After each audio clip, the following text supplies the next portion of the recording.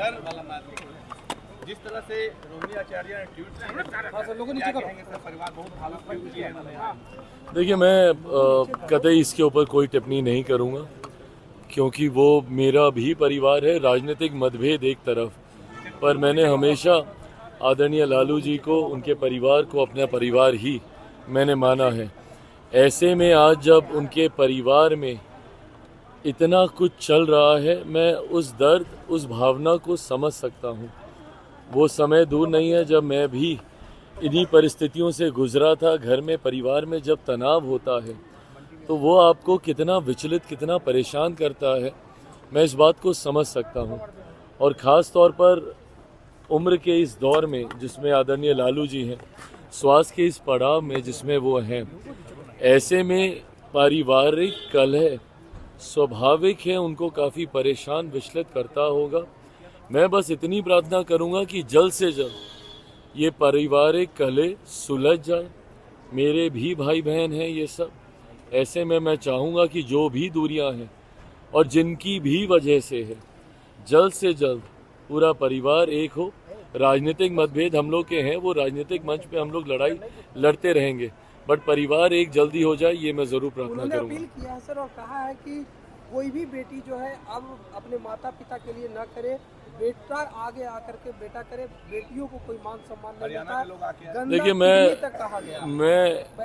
मैं उनका दुख मैं समझ सकता हूँ, और जब बेटी ऐसी बातें बोलती है तो सोचिए वो घर से कितना परेशान हुई होंगी।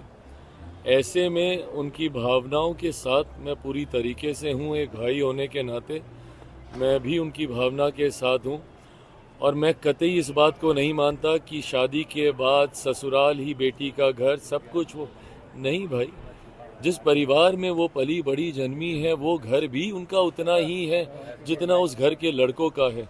मैं कतई इस रूढ़िवादी सोच का मैं समर्थन नहीं करता कि शादी के बाद बेटियां पराई हो जाती हैं। बेटियों का मायका भी उनका उतना ही है जितना उस घर में बेटों का है, और उनका ससुराल भी उनका उतना ही परिवार है जितना उस ससुराल के बेटों का है।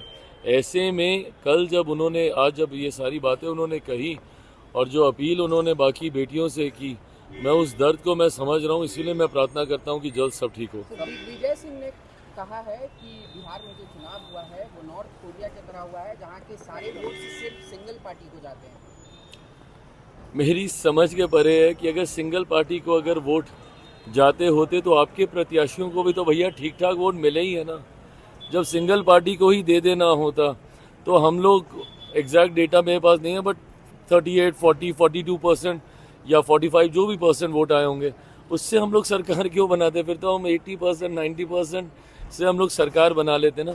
हकीकत ये है कि ये लोग हार को पचा नहीं पाते, और हार को ना ये लोग समझते नहीं हैं। बहाना थोपने के चक्कर में कभी मंथन ही नहीं कर पाए। राजद जैसी पार्टियों को तो मंथन करना चाहिए कि भैया 2005 से ये पार्टी खत्म क्यों है। 2005 में जब से मुख्यमंत्री आए, 2010 में भी यही परिणाम था, 2015 में भी यही परिणाम होता अगर नीतीश कुमार जी उनके साथ नहीं होते, और 2020 में भी यही परिणाम होता अगर यूनाइटेड एनडीए होता, चिराग पासवान अगर उस वक्त अकेले चुनाव नहीं लड़ रहा होता। तो 2020 से राजद जैसी पार्टियां समाप्त है, और कांग्रेस का तो कोई वजूद पहले भी नहीं था, आज भी नहीं बचा है। तो ये मंथन करने की बजाय ये जो ठीकरा फोड़ने का काम करते हैं ना, इसी सोच ने सर्वनाश किया इन लोगों को।